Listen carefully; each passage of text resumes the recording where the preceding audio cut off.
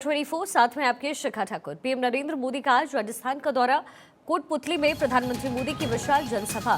थोड़ी देर में जयपुर पहुंचेंगे प्रधानमंत्री मोदी। एक बड़ी इंफॉर्मेशन इस वक्त मिल रही है। प्रधानमंत्री मोदी का आज राजस्थान का दौरा है। कोटपुतली में पीएम विशाल जनसभा को संबोधित करेंगे। अब से थोड़ी देर बाद जयपुर प्रधानमंत्री मोदी पहुंच जाएंगे।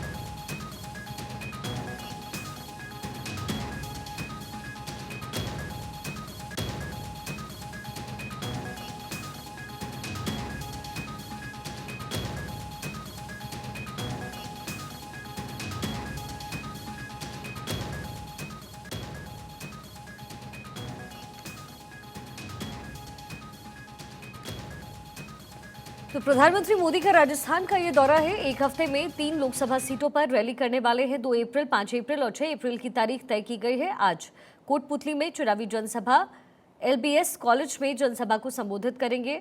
राव राजेंद्र सिंह उम्मीदवार के लिए वोट की अपील करते पीएम दिखेंगे। 5 अप्रैल को प्रधानमंत्री पहुंचेंगे चूरू। प्रधानमंत्री मोदी खुद वहां देवेंद्र झाझड़िया को सपोर्ट करने पहुंचेंगे। देवेंद्र झाझड़िया के लिए चूरू में वोट देने की अपील पीएम करेंगे। 5 अप्रैल को चूरू में प्रधानमंत्री जनसभा को संबोधित करेंगे। फिर 6 अप्रैल को नागौर में प्रधानमंत्री चुनावी सभा करने वाले हैं। बीजेपी ने ज्योति मिर्धा को टिकट दिया है। प्रधानमंत्री मोदी खुद ज्योति मिर्धा के सपोर्ट में वहां पर पहुंचेंगे, चुनावी रैली करेंगे और इन 3 सीटों के अलावा कुछ और सीटों पर जनसभा को संबोधित प्रधानमंत्री मोदी करने वाले हैं। तो मरुधरा में प्रधानमंत्री मोदी की मौजूदगी है और चूंकि लोकसभा चुनाव को लेकर के कई जगहों पर प्रधानमंत्री मोदी की रैली होनी है और यही वजह है कि एक एक करके सभी राज्यों का दौरा प्रधानमंत्री कर रहे हैं। राजस्थान की कुल 25 लोकसभा सीटें जिस पर उम्मीदवार बीजेपी उतार चुकी है और ऐसे में उन 25 सीटों पर दावेदारी करने की कोशिश और ये कवायद प्रधानमंत्री मोदी की तरफ से। और इसी सिलसिले में पीएम अब जयपुर पहुंच रहे हैं। राजस्थान यानी मरुधरा की भूमि पर पहुंच रहे हैं और अलग अलग जाकर के वो जनसभा और रैलियों को संबोधित करने वाले हैं।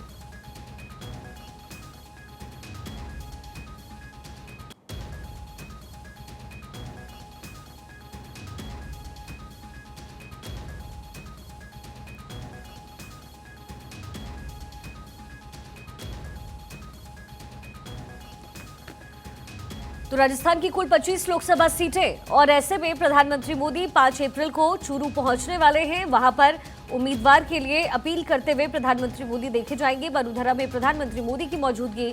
अब से कुछ ही देर बाद जयपुर पहुंच जाएंगे प्रधानमंत्री मोदी। प्रधानमंत्री मोदी खुद मैदान में उतर चुके हैं। 25 सीटों पर विजय का संकल्प लिए प्रधानमंत्री मोदी राजस्थान के रण में भी उतरे हुए हैं और अलग अलग जाकर के विशाल जनसभाओं और रैलियों को संबोधित कर रहे हैं। राव राजेंद्र सिंह के लिए अपील करेंगे। 4 अप्रैल को पीएम चूरू पहुंचेंगे। तो ये जो शेड्यूल है वो प्रधानमंत्री मोदी का है और मरुधरा के चुनावी रण को साधने की कवायद पीएम करते हुए आपको नजर आ रहे हैं।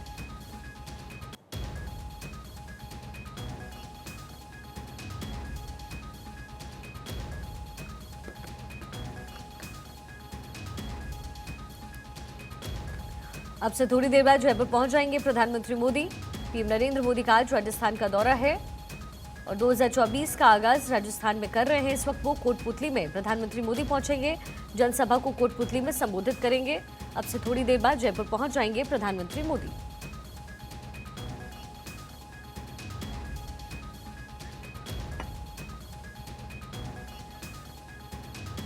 हमारी पॉलिटिकल एडिटर अदिति नागर कनेक्ट हो गई हैं। अदिति, मरुधरा की जमीन को साधने की कोशिश प्रधानमंत्री मोदी कर रहे हैं एक एक करके। आपकी मौजूदगी भी वहां पर है इस वक्त, क्या तस्वीरें मिल रही हैं?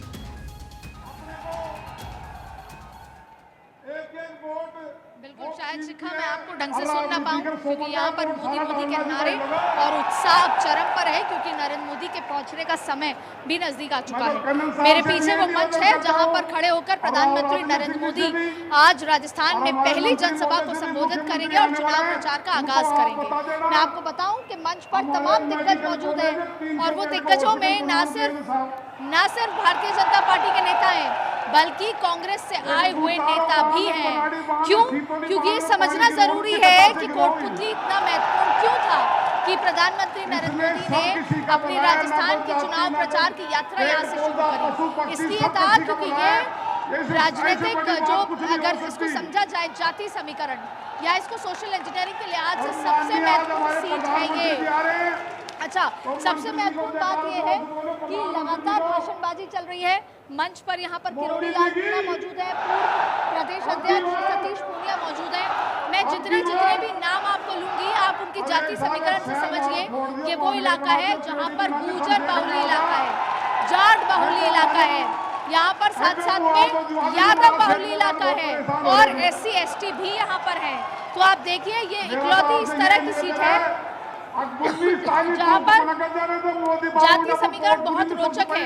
और यहाँ पर कांग्रेस ने सचिन पायलट के करीबी गुर्जर को जाट को यहाँ पर चुनाव में उतारा है। पिछली बार भी 1.25 लाख के डिफरेंस से यहाँ पर बीजेपी जीती थी। राज्यवर्धन सिंह राठौड़, आपको याद होगा शिक्का, जो कि देश के INB मिनिस्टर थे, वो सांसद हुआ करते थे जयपुर ग्रामीण से और वो चुनाव जीते थे। यानी राजपूत वर्सेस जाट था। इस बार भी 66 वर्षीय राव राजेंद्र सिंह जो अभी मंच पर मौजूद है, सतीश पूनिया के बगल में बैठे हैं, और वहीं 35 वर्षीय अनिल चोपड़ा जो कि जाट है, NSUI से उन्होंने अपनी राजनीति शुरू करी थी। और यही वजह थी कि भारतीय जनता पार्टी ने कांग्रेस के बहुत सारे जाट नेताओं को भाजपा में शामिल कराया, जो अभी मंच पर मौजूद है। कटारिया जी हैं जो मंच पर मौजूद है, राजेंद्र यादव है जो मंच पर मौजूद है। तो ये जातीय समीकरण उस वक्त जब ज्वाइनिंग थी, आज के दिन के लिए थी कि आज इस पूरे समीकरण को समझना, गुर्जर, यादव, इसके साथ साथ जाट। तो अगर भारतीय जनता पार्टी नरेंद्र मोदी की इस यहाँ पर जनसभा से गुर्जरों को और यादवों को अपनी तरफ ले लेती है, तो ये जो पूरी सीट है जयपुर ग्रामीण जो है लोकसभा, ये भारतीय जनता पार्टी के लिए आसान होगी। वरना जाति समीकरण के हिसाब से ये सीट आसान नहीं है। बिल्कुल। अच्छा अदिति, अब से कितनी देर बाद प्रधानमंत्री मोदी यहाँ पर पहुंचने वाले हैं? कार्यक्रम की शुरुआत कब होने वाली है? मीणा गुर्जर की राम लक्ष्मण की जोड़ी पूरी तरह से, देखिए मेरे पीछे जो है सारी जनता मौजूद है। मैं चाहूंगी कि अगर पीछे का नज़ारा मेरे सहयोगी मुकेश दिखा सकें, बेहद आप उसे ये समझा पाएंगे कि लोगों में उत्साह कितना है नरेंद्र मोदी के मिलने का। और आपका ये सवाल था कि कितनी देर में पहुंचेंगे, तो यहाँ पर पहुंचने का समय अभी 3:30 बजे बताया जा रहा है। और तस्वीरों में आप देख पा रहे हैं कि किस तरीके से जनसभा में तमाम भीड़ मौजूद है। पूरे लोकसभा क्षेत्र से आए हुए नेता हैं। 3:30 बजे का समय है। और देखिए वो पहले रुद्रपुर गए थे, फिर यहाँ पर पहुंचे हैं और इस पहले फेज में 6 सभाएं वो करने वाले हैं। अगली सभा चूरू में करेंगे, वो भी बहुत ज्यादा कांटे की टक्कर वाली सीट है। लेकिन उससे पहले आपको बता दें कि कुछ ही देर में प्रधानमंत्री नरेंद्र मोदी यहाँ पर पहुंचेंगे। उनको उत्साहित करने के लिए यहाँ पर लगातार भाषणबाजी हो रही है, लेकिन सभी लोग यहाँ पर प्रधानमंत्री मोदी को सुनने आए हैं। ये चुनाव को राष्ट्रवाद के इर्द गिर्द घुमाने की कोशिश यहाँ पर भारतीय जनता पार्टी कोशिश कर रही है और कांग्रेस इसको जाति के आसपास घुमाने की कोशिश कर रही है। जितना भी मन से भाषणबाजी हो रही है, उस भाषणबाजी में हर प्रवक्ता का यही कहना है कि नरेंद्र मोदी ने देश में बहुत बदलाव किया है, राष्ट्रवाद की बात कर रहे हैं, राम मंदिर की बात हो रही है और जातीय समीकरण की बात लगातार कांग्रेस कर रही है। तो बेहद रोचक मंच पर आप देखें और इस तरह की स्थितियां बनी हुई है कि प्रधानमंत्री नरेंद्र मोदी का इंतजार है।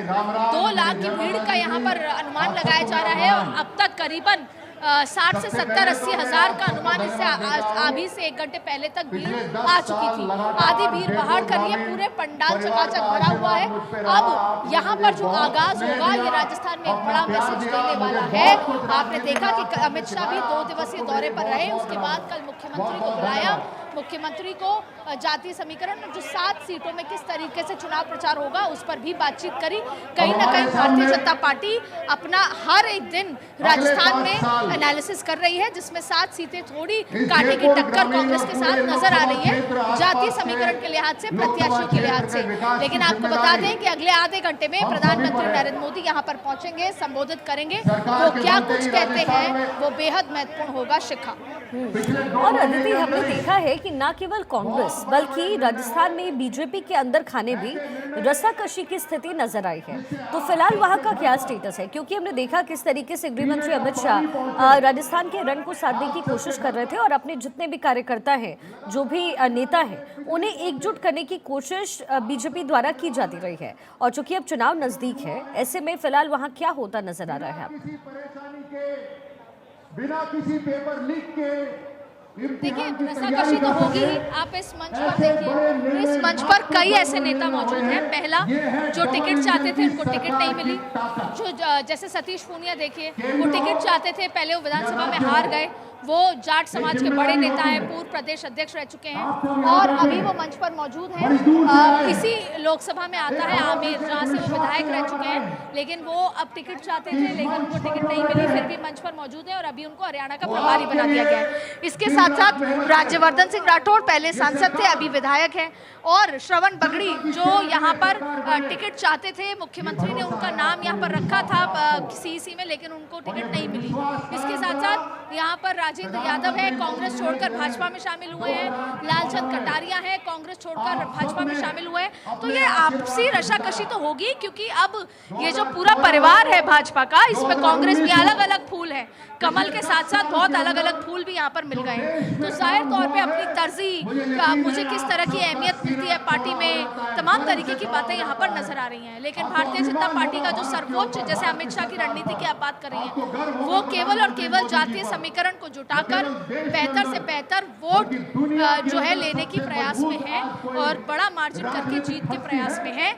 जहां पर पिछले 2 बार से 25 की 25 सीटें क्लीन स्वीप हुई, इस बार भी नरेंद्र मोदी उसको हैट्रिक लगवाना चाहते हैं। अमित शाह अपनी स्ट्रैटेजी से हैट्रिक लगवाना चाहते हैं, लेकिन इस बार ये इतना आसान नजर नहीं आ रहा, क्योंकि कांग्रेस ने भी सोच समझकर रणनीति की है। जिस तरीके से भारतीय जनता पार्टी कांग्रेस के नेताओं को लेकर आई, कांग्रेस ने भारतीय जनता पार्टी के नाराज नेताओं को लिया, जैसे कोटा में ओम बिरला के सामने प्रहलाद मंजल को लिया। तो ऐसे बहुत सारे समीकरण हैं जो बहुत आसान नजर नहीं आ रहे, लेकिन जो ये आगाज है जिस सीट से, वो भी बहुत आसान नहीं है। यहाँ पर जातीय समीकरण बहुत पेचीदा है।